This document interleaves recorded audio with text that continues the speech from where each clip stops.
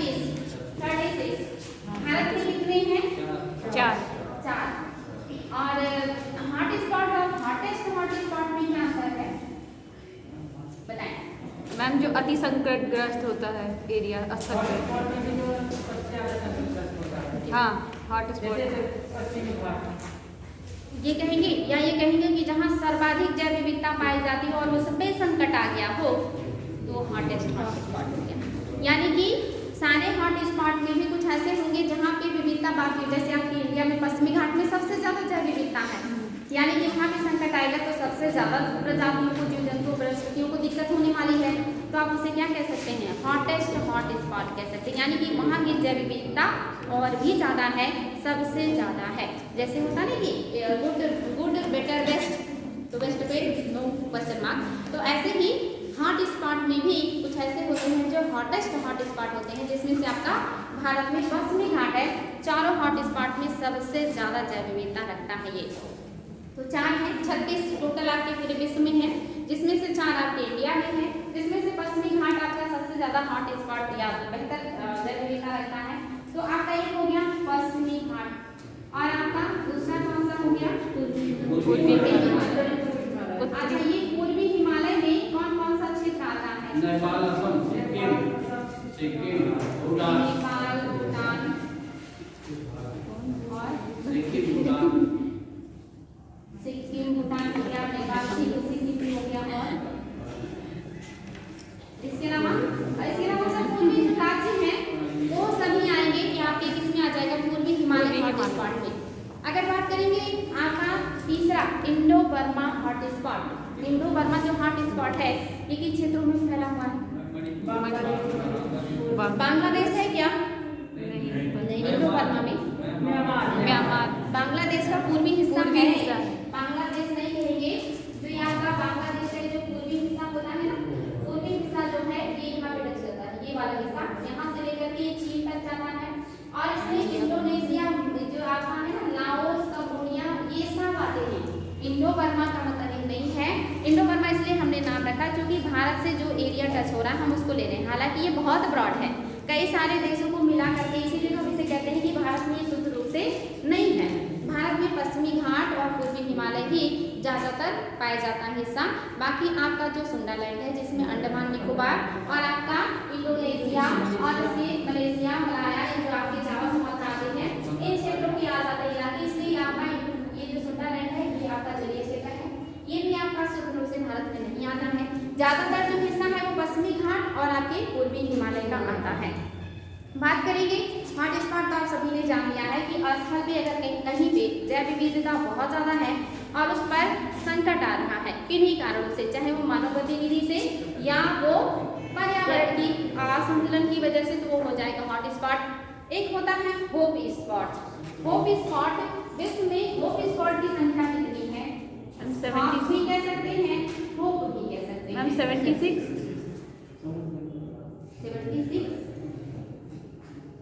76 थे बेटे, लेकिन बहुत तेजी से बढ़े। आज से लगभग 1-1.5 साल पहले 76 थे, अभी कितने हो गए हैं? 100+ हो गए हैं।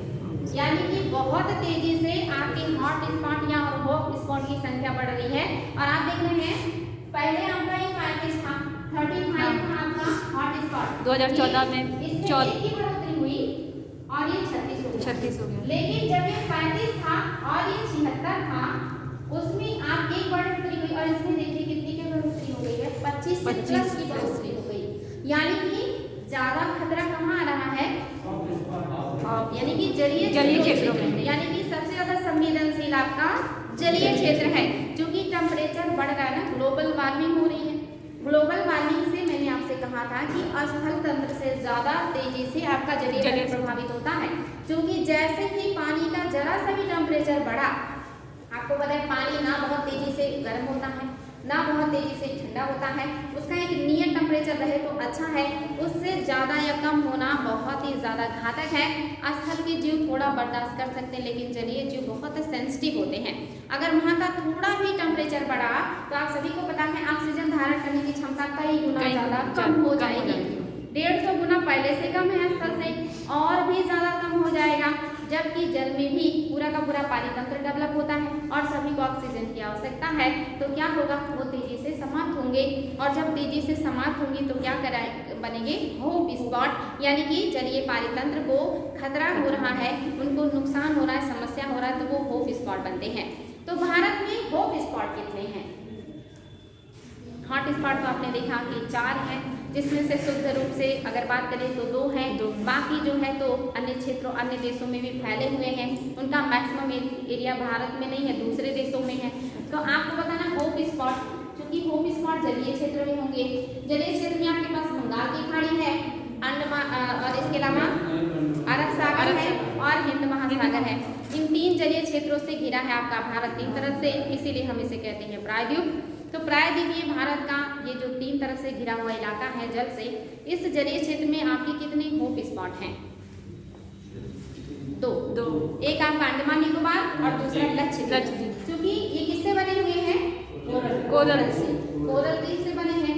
और आप लोग जानते हैं कि जलीय क्षेत्रों में जैव विविधता सबसे ज्यादा वही होता है जहाँ कोरल रीफ होता है। और कोरल रीफ जब ब्लीचिंग होती है उसकी, तब वहाँ के जलीय तंत्र में या जो विविधता है उसमें नुकसान होता है, और जब नुकसान होता है तो मैक्सिमम वो हॉट स्पॉट बन जाते हैं। तो भारत में 2 हॉट स्पॉट हैं, एक आपका अंडमान निकोबार और दूसरा आपका लक्षद्वीप। ये चीज याद रखिएगा, यानी कि दुनिया में ज्यादा संख्या किसकी है? हॉट स्पॉट की है। अच्छा, हॉट स्पॉट शब्द सबसे पहले दिया किसने था, ये बताएंगे। नॉर्मन मायर्स ने दिया था 1988 में। नॉर्मन मायर्स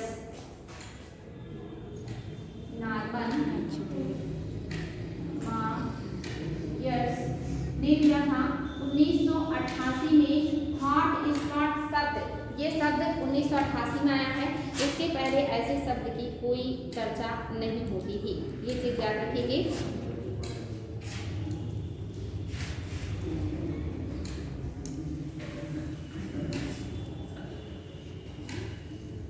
और हॉट स्पॉट जो शब्द है ये किसकी देन है? मैम हॉट स्पॉट की हॉट स्पॉट एक तो हॉट स्पॉट हो गया जिसको नॉर्मन मायर्स ने दिया, दूसरा है आपका हॉट स्पॉट, इसको किसने बताया है? Salvia earl. Salvia earl, Salvia earl. Salvia earl जो है ये क्या है? ये हॉट स्पॉट शब्द को बोलने वाली या बताने वाली है कि स्थलीय क्षेत्र ही नहीं, जलीय क्षेत्र में भी जो है जैव विविधता होती है और उसको संकट होता है, और ऐसे क्षेत्र को इन्होंने कहा कि हॉट स्पॉट। आप लोगों ने कल पढ़ा है राष्ट्रीय उद्यान, आपने पढ़ा जैव मंडल आरक्षित क्षेत्र, इसके अलावा वन्य जीव अभ्यारण्य, इसके अलावा जीन बैंक और बीच बैंक, जीन पुल, चिड़ियाघर, और इसके अलावा MAB मैप और नेशनल जैव विविधता संरक्षण, ये सारी चीजें आपने पढ़ी हैं। आज आपको पढ़ना है टाइगर प्रोजेक्ट। तो ये बताएंगे भारत में टाइगर जो प्रोजेक्ट है ये कब आया है? 1972। बताएंगे 1972 में क्या आया था? वन्य जीव संरक्षण अधिनियम 1972। तो टाइगर को संरक्षण करने के लिए टाइगर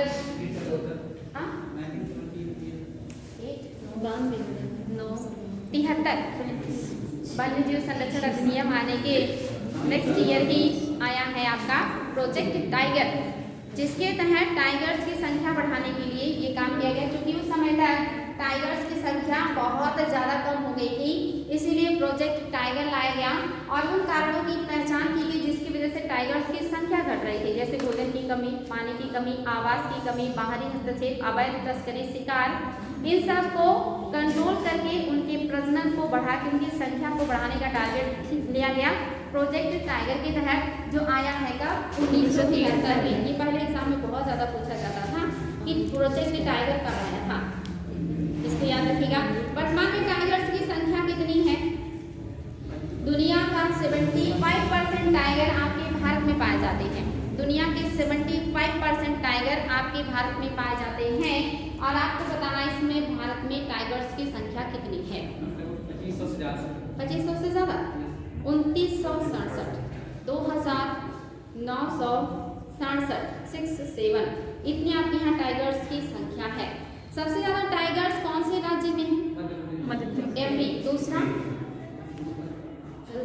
कर्नाटक, तीसरा उत्तराखंड, चौथा महाराष्ट्र। ये आपके टाइगर्स की संख्या वाले राज्य हैं। एमपी को इसलिए टाइगर स्टेट कहा जाता है क्योंकि ये सबसे ज्यादा संख्या रखने वाला राज्य बना हुआ है काफी समय से। मैम 4th नंबर पे क्या बोली हैं? 4th पे महाराष्ट्र, एमपी, कर्नाटक, उत्तराखंड और महाराष्ट्र।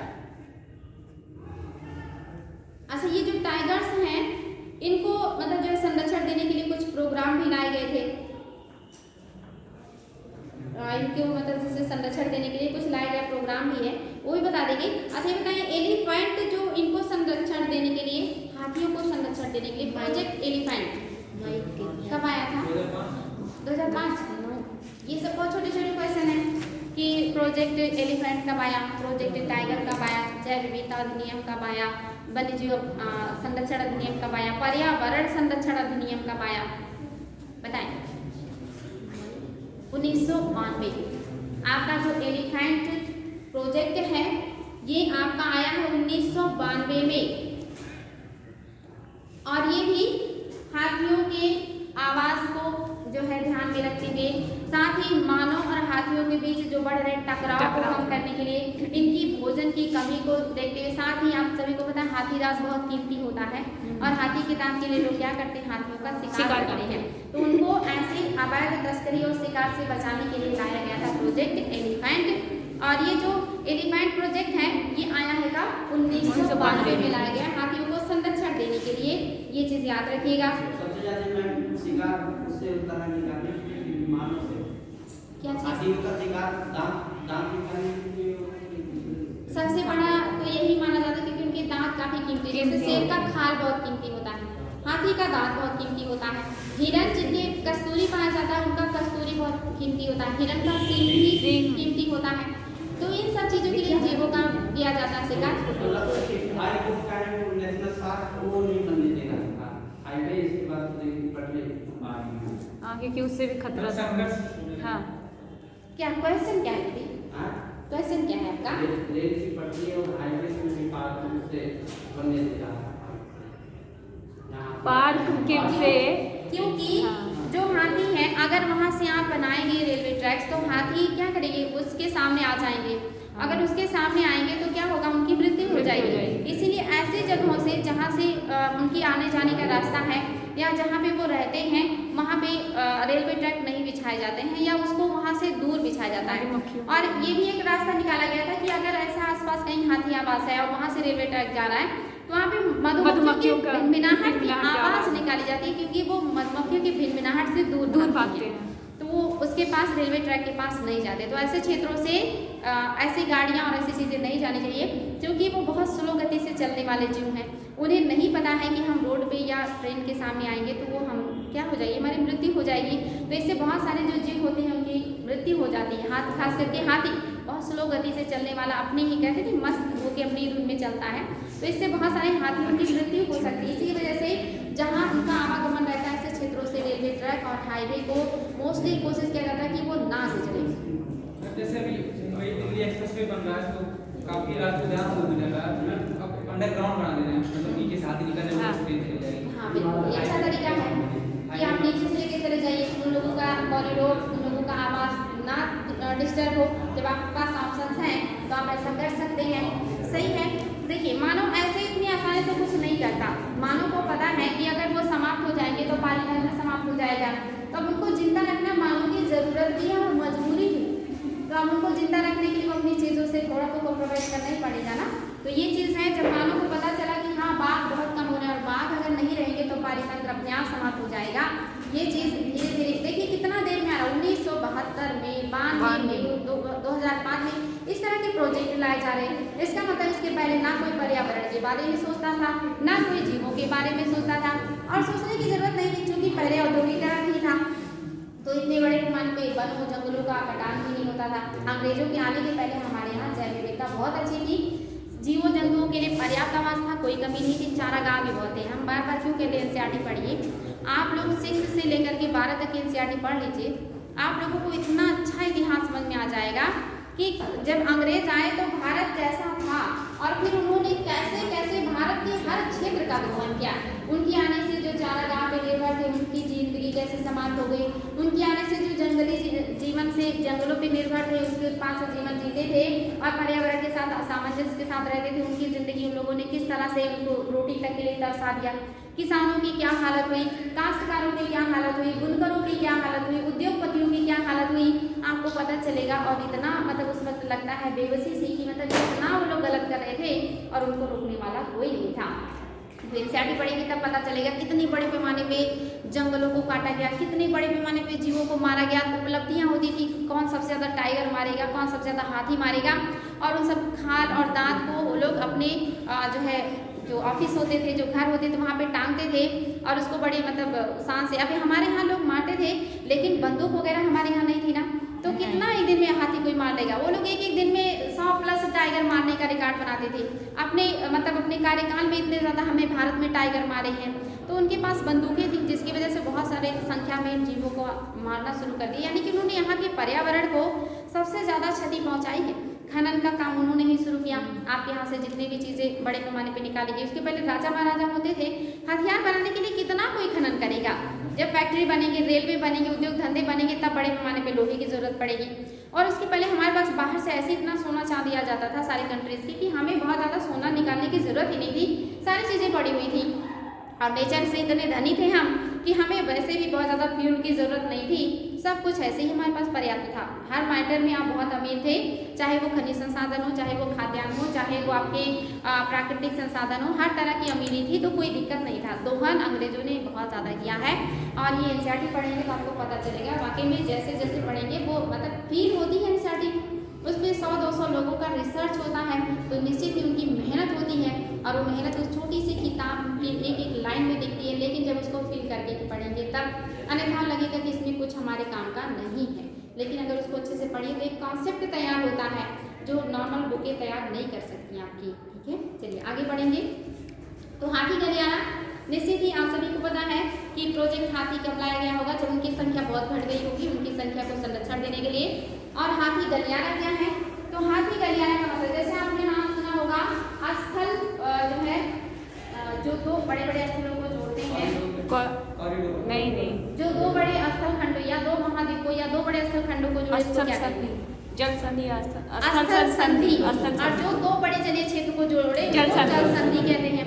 ऐसे जो दो बड़े हाथियों के आवास को जोड़े उसको कहते हैं कॉरिडोर। यानी कि वो पतला सकरा भाग, पतला सकरा मतलब इतना भी पतला नहीं है, मतलब बाकी जहाँ वो रहते हैं इस पार्ट में और दूसरे पार्ट में रहते हैं, उन दोनों जगह पे आने जाने के लिए एक ऐसा प्राकृतिक रास्ता जहाँ से वो आ जा सके, वो बाकियों की अपेक्षा, दोनों की अपेक्षा क्या होगा, पतला होगा, सकरा होगा। इसी को कहते हैं एलिफेंट कॉरिडोर या हाथी कॉरिडोर, जहाँ से वो दूसरे क्षेत्र में आवागमन कर सकते हैं। तो ये भी बनाया गया, हाथी गलियारा भी बनाया गया। अन्यथा आप सोचेंगे कि हाथी गलियारा क्या है, जैसे घर में आप जाते हैं तो कहीं पे गलियारा रहता है ना कि हाँ उस गलियारे से चले जाइए, चाहे इधर चले जाइए, चाहे इधर चले जाइए। तो हाथियों का आवास इधर भी है, मान लीजिए मध्य प्रदेश से उसके जंगल है, उधर महाराष्ट्र का जंगल है, लेकिन कोई इलाका होगा जहाँ से वो मध्य प्रदेश से महाराष्ट्र में जा सकते हैं। हर इलाके से तो जा नहीं सकते क्योंकि मानव रहता है, और वो भी जीव भी मानव से दूर भागते हैं, क्योंकि उनको पता है कि बहुत स्वार्थी लोग हैं, ये लोग क्या करेंगे, मार देंगे। तो इसलिए वो भी मानव के संपर्क में नहीं आए। जितना आप उससे डरते हैं उससे कई गुना ज्यादा वो आपसे डरते हैं, क्योंकि आप उससे भी ज्यादा खतरनाक है। इसलिए वो भी सोचते हैं कि मानव के जो सामने ना पड़े तो अच्छा है, कोई ऐसा हमारे लिए रास्ता हो जहाँ से हम दूसरे जगह खाने के लिए, आवास के लिए चले जाएं, प्रजनन के लिए चले जाएं। तो ऐसे रास्ते छोड़े जा रहे हैं, अब सरकार के द्वारा ऐसे रास्ते बनाए जा रहे हैं कि मानव वहाँ हस्तक्षेप नहीं करेगा, वहाँ से हाथियों का आवाजाही होता है। ऐसे रास्ते जो जगह जगह छोड़े गए हैं, इसी को कहा जाता है हाथी गलियारा। कर्नाटक, महाराष्ट्र, आंध्र प्रदेश, मध्य प्रदेश, छत्तीसगढ़, झारखंड, ये इलाके जंगल वाले हैं। इन इलाकों में केरल तक हाथी बड़े पैमाने पे पाए जाते हैं। तो इन क्षेत्रों में वो आवाजाही कर सके नेचुरल प्लेसेस पे, उसके लिए कॉरिडोर बनाए गए हैं जहाँ से हाथी आवाजाही कर सकते हैं। ऐसे क्षेत्रों को कहते हैं जो हाथी गलियारा। इनके लिए प्रोजेक्ट लाया गया था माइक प्रोजेक्ट लाया गया था। इसका मतलब होता है monitoring of illegal killing of elephant, यानी कि जो इलीगल तरीके से एलिफेंट्स को मारा जाता था, इसी के लिए प्रोग्राम लाया गया था माइक। यानी ये क्वेश्चन आया है कि जो माइक प्रोजेक्ट है या कार्यक्रम है किसके लिए लाया गया था, तो हाथियों की अवैध हत्या की निगरानी कार्यक्रम है ये माइक। ये मात्र इतना ही पूछता है कि माइक क्या इसका फुल फॉर्म क्या है, या माइक किस जीव के संरक्षण के लिए आया था। ऑप्शन में आपको बाघ भी मिल जाएगा, शेर भी मिल जाएगा, हाथी भी मिल जाएगा, गैंडा भी मिल जाएगा, कुछ भी आयोग के द्वारा रख दिया जाएगा।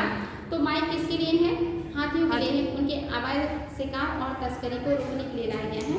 मैम फुल फॉर्म इसका बता दीजिए, फुल फॉर्म फुल फॉर्म है इसका monitoring of illegal killing of elephants, monitoring of illegal killing of elephants.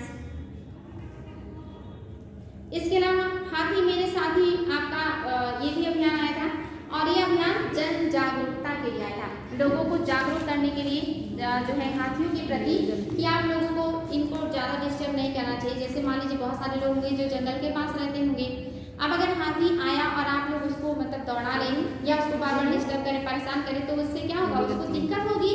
तो इसलिए लोगों को जागरूक करने के लिए भी कि ये भी आपके पर्यावरण के धरती के जीव हैं, इनको भी अपने हिसाब से जीने का अधिकार है, आप लोग इनको जानबूझ करके डिस्टर्ब मत कीजिए, या इनके बारे में जागरूक हुई अगर कोई इनको मारता है या इनके साथ जो है कुछ अवैध करता है, जैसे उनको हत्या कर देना, उनकी तस्करी करना, तो आप उसके लिए हमें सूचित कीजिए। तो ये जो जागरूकता के लिए लाया गया था, ये था हाथी मेरे साथी, और ये 2011 में लाया गया था। नेक्स्ट है आपका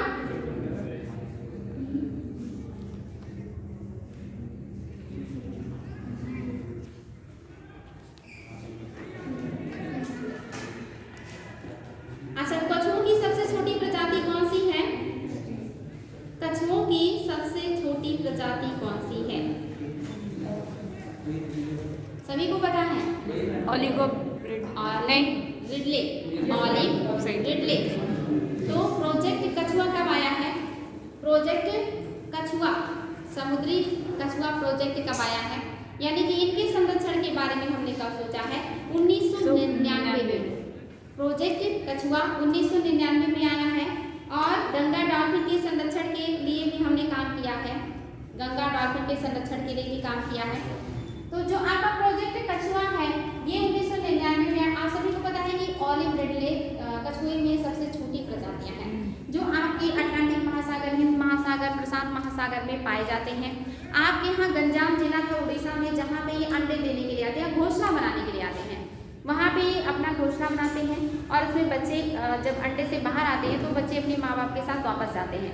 तो ये जो जीव हैं ये आपके पैरों के नीचे ना आए, या आप यहाँ पे ऐसे कोई गतिविधियाँ ना करें, क्योंकि एक टाइम पीरियड में ये लोग आते हैं प्रजनन के लिए, तो उस दरमियान इनकी जैसे मृत्यु ना हो, क्योंकि ज़्यादातर अगर मृत्यु हो जाएगी तो क्या हो जाएगी, विलुप्त हो जाएंगे, क्योंकि अपने प्रजनन का काम यहाँ करने आ रहे, जनसंख्या वृद्धि करने, और अगर उनकी जनसंख्या ही समाप्त हो जाएगी तो वृद्धि कैसे होगी।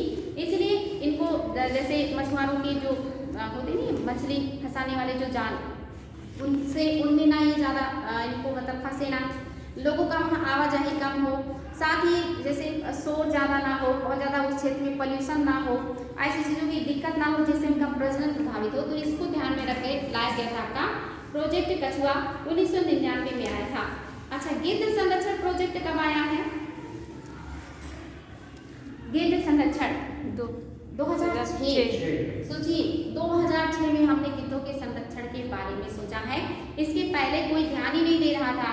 जो गिद्ध है ये बड़े पैमाने पे विलुप्त हो रहे थे, और उसके लिए जो रीजन था वो आप सभी को पता है, 2-3 ऐसी दवाइयाँ जो अल्कोहलिक यानी कि एक तरीके से कि वो ड्रग्स वाली होती है, हाँ, जो कि दर्द निवारक दवाई है, जिससे इनकी किडनी फेल हो जाती है। जो गिद्ध है अगर ऐसे जीवों का मांस खाते थे जिनको ये दवाई दी जाती थी डायबिटिक, तो मैम एस्प्रिन भी है, एस्प्रिन भी है, और एक और दवा है, 3 दवाई सबसे ज्यादा, लेकिन डायबिटिक इस्तेमाल होता है, इसको बैन भी कर दिया गया।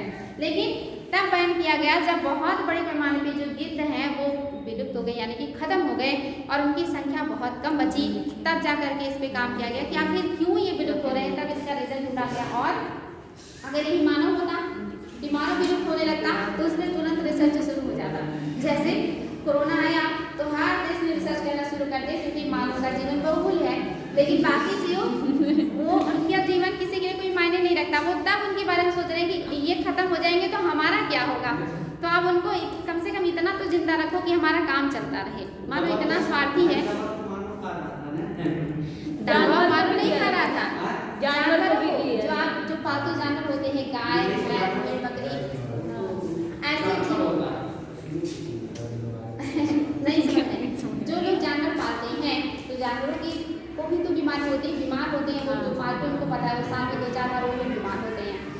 की दवाई होती है, तो उनको जो दवा दी जाती थी तो उनकी जैसे आप जो खाते हैं जैव आवर्धन, जो आप खाने वाली चीजें खाते हैं आपके शरीर में जाता है, वैसे जो वो जीव खाएंगे वो भी तो उसके शरीर में जाएगा, ब्लड में जाएगा, मांस में जाएगा, उसको कोई और जीव खाएगा तो उसके शरीर में जाएगा, तो ये क्या करेगा, उनको नुकसान कर रहा था, तो इसी वजह से वो विलुप्त हो रहे थे, जिसके लिए गिद्ध संरक्षण काम किया गया कब, 2006 में। तो गिद्ध प्रोजेक्ट कब आया है, 2006 में।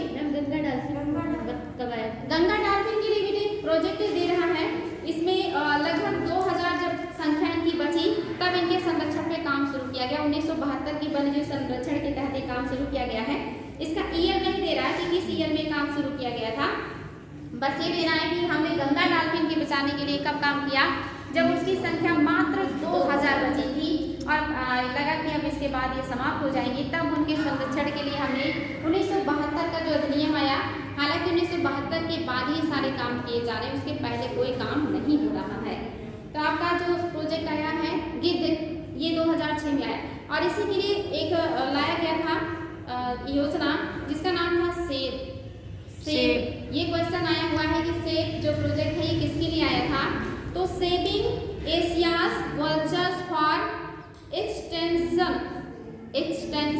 ये सेब है SAVE, saving Asia's vultures for extension, EXTIN,